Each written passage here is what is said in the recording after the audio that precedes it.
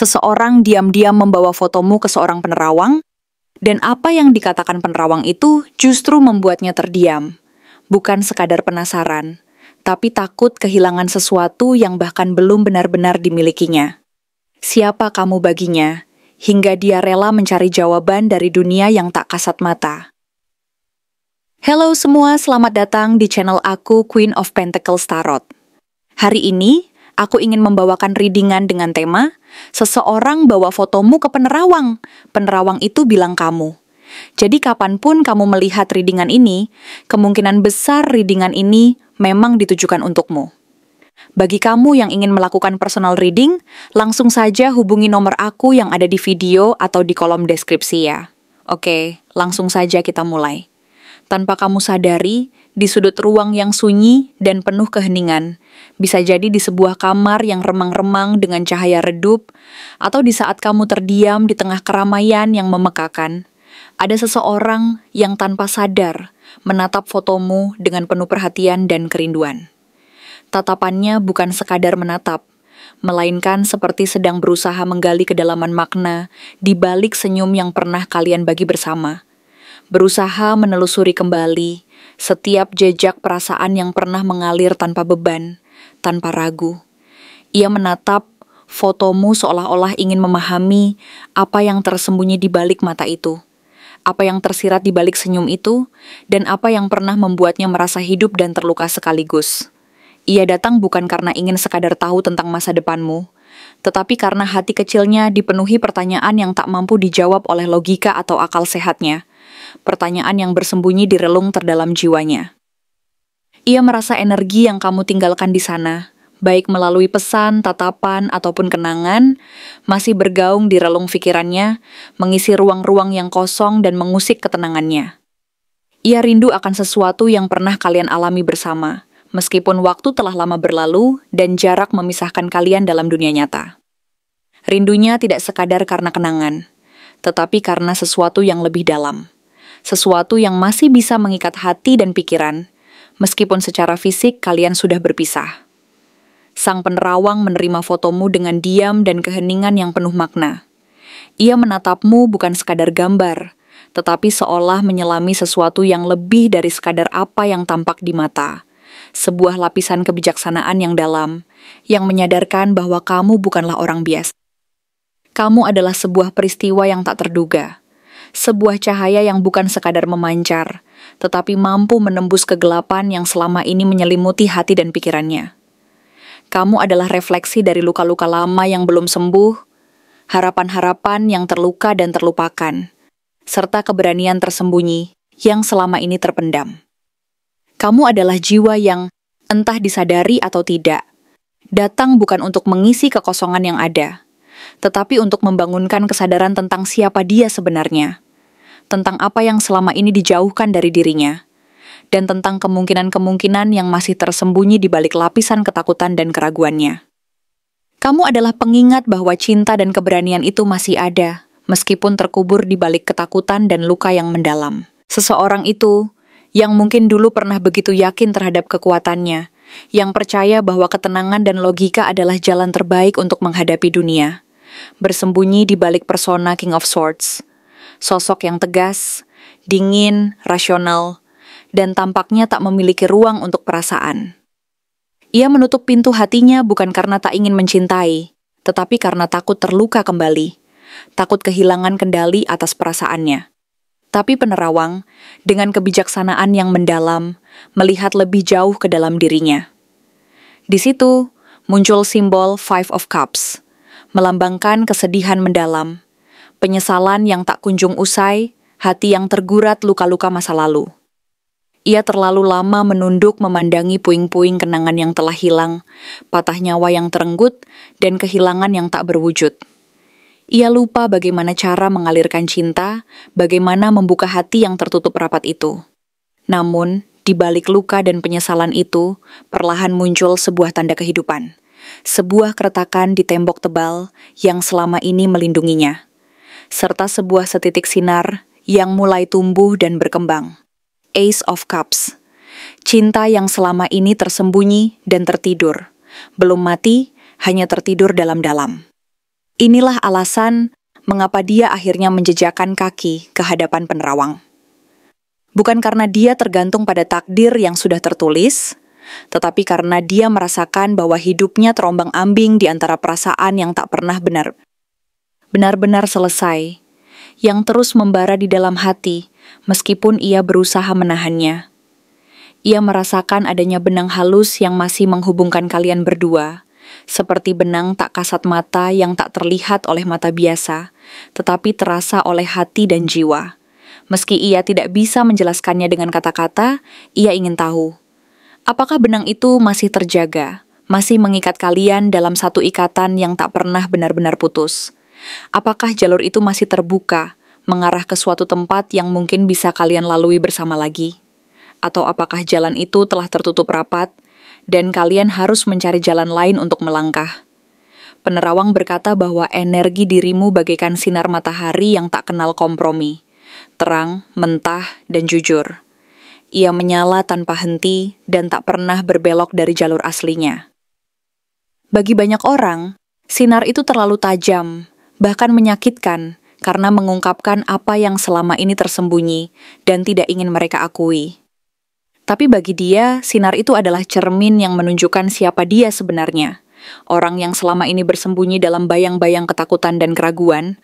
Orang yang terlalu takut untuk menyala penuh karena takut akan kegelapan yang menunggu di balik cahayanya sendiri. Kini, sinar itu memaksanya untuk berpikir ulang, untuk mempertanyakan apa yang selama ini dia hindari. Karena mencintaimu berarti berani. Berani menerima luka, berani membuka hati yang terluka, dan berani kembali menghadapi sisi rapuh dari dirinya sendiri, yang selama ini ia sembunyikan.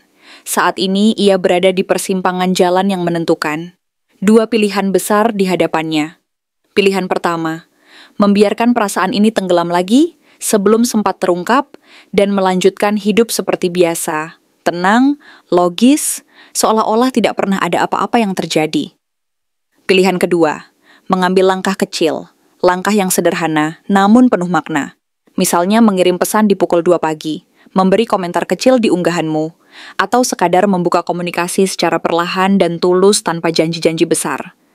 Ia tidak menjanjikan drama atau pengakuan yang bombastis, tetapi cukup sebuah keberanian kecil untuk memulai kembali, untuk memberi ruang bagi kemungkinan yang belum pernah benar-benar hilang. Sebuah langkah yang mungkin akan membuka pintu baru, memberi harapan yang selama ini terpendam, dan membuktikan bahwa cinta dan keberanian itu masih hidup. Dan tanpa disadari, energi itu mulai mengalir perlahan-lahan. Ia meniti kembali simpul-simpul yang lama diam, menembus batas-batas ketakutan dan keraguan yang selama ini membelenggunya. Entah lewat rasa takut yang lembut saat hendak menekan tombol kirim, atau lewat mimpi-mimpi yang membawa bayang-bayangmu kembali, kehadirannya perlahan menembus status dunia nyata yang selama ini memisahkan kalian. Semesta belum menutup pintu, dan itu sendiri adalah kabar baik. Karena tak ada yang benar-benar hilang, kecuali disengaja untuk hilang. Segala sesuatu yang pernah ada, dalam bentuk apapun, masih memiliki peluang untuk kembali. Kini saatnya kamu bertanya pada dirimu sendiri, apakah kamu juga merasakan getar-getar yang sama? Apakah malam-malammu pernah tersentuh oleh bayangan yang begitu nyata, hingga kamu terjaga meskipun mata sudah terpejam?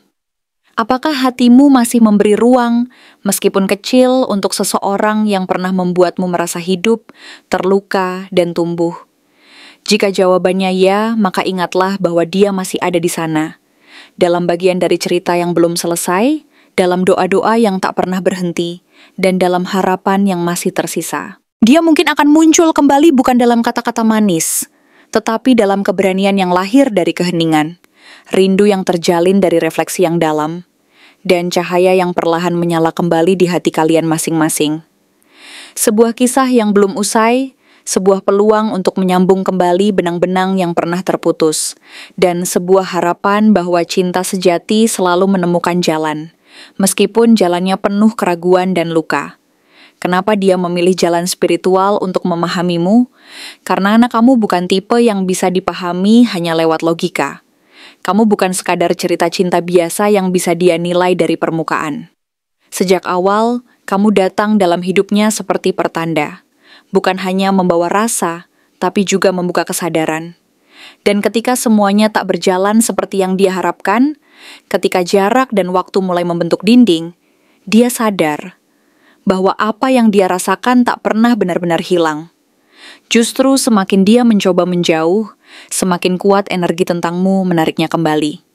Awalnya dia mencari jawaban lewat nalar, bertanya pada teman, menganalisis perilakumu, mencari alasan rasional atas semua yang terjadi. Tapi semua itu tidak cukup, karena rasa yang dia rasakan tidak bisa dijelaskan dengan cara biasa. Setiap kali dia melihat orang yang mirip kamu, setiap kali dia mendengar lagu yang mengingatkannya padamu, ada dorongan dalam jiwanya yang menolak padam. Dan ketika malam menjadi terlalu sunyi, suara batinnya mulai mengalahkan kebisingan pikirannya. Di titik itulah dia sadar, jawaban yang dia cari bukan berada di luar, tapi di kedalaman energi yang lebih tinggi. Dia memilih jalan spiritual, karena kamu meninggalkan jejak energi, bukan sekadar kenangan. Kamu mengguncang sesuatu dalam dirinya yang belum pernah disentuh siapapun. Kamu membuatnya bertanya, bukan hanya tentang kamu, tapi tentang dirinya sendiri, tentang luka-lukanya, tentang siapa dia sebelum dan sesudah mengenalmu. Kamu membuatnya bercermin pada kerapuhan yang selama ini dia sembunyikan dengan topeng ketegasan. Dan karena tidak ada yang bisa menjelaskan rasa itu dengan gamblang, dia mencari seseorang yang bisa membaca energi. Seseorang yang bisa menafsirkan getaran, bukan kata. Maka dia pergi ke penerawang, karena hanya di sanalah dia berharap bisa menemukan kepastian. Apakah kamu juga masih merasakan hal yang sama? Apakah ini cinta satu arah, ataukah semesta sedang mempermainkannya dengan ilusi? Tapi yang dia temukan bukan sekadar jawaban.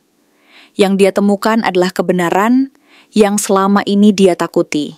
Bahwa kamu bukan datang sembarangan. Kamu adalah peringatan, pelajaran, dan kemungkinan. Semua dalam satu wujud. Maka sekarang dia berdiri di ambang pilihan.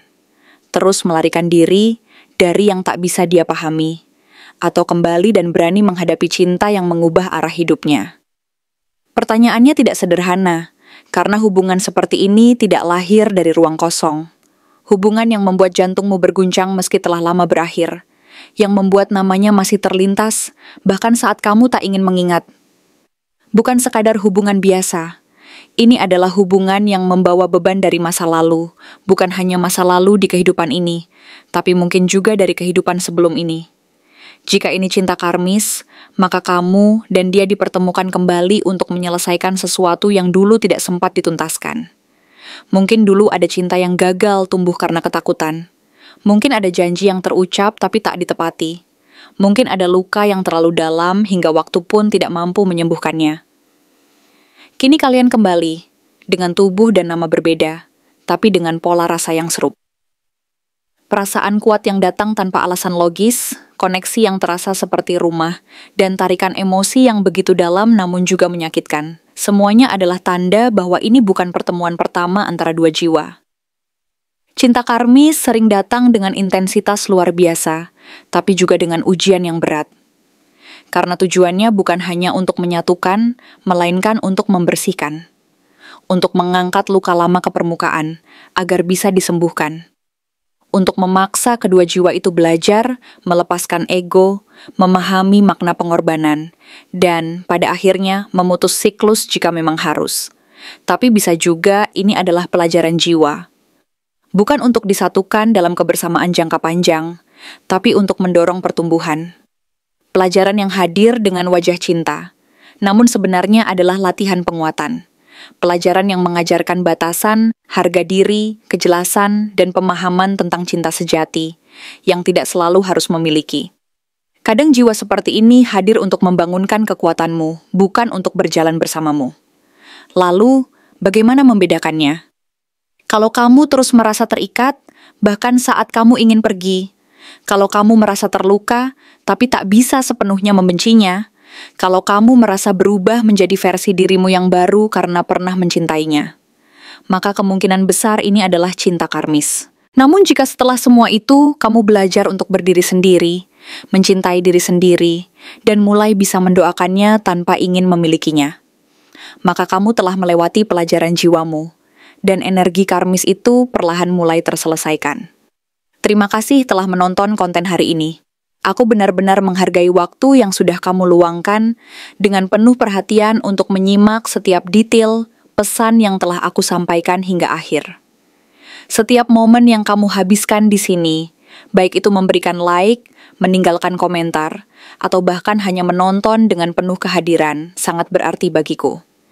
Jangan lupa untuk memberikan like pada video ini, meninggalkan komentar dengan pendapat atau refleksi yang kamu dapatkan, serta klik tombol subscribe untuk terus mendapatkan konten-konten menarik berikutnya. Jika kamu merasa bahwa pesan yang aku sampaikan hari ini resonate dengan kamu, tuliskan resonate sebanyak-banyaknya di kolom komentar. Hal ini bukan hanya untuk sekadar membuktikan bahwa kamu menyimak, tetapi juga untuk menunjukkan bahwa kamu siap menerima energi positif yang akan membimbing langkah-langkahmu menuju kehidupan yang lebih baik dan penuh keberkahan. Sampai bertemu di video berikutnya. Dan aku doakan semoga kesuksesan selalu menyertai setiap langkah yang kamu ambil, membawamu menuju impian-impian yang ingin kamu wujudkan.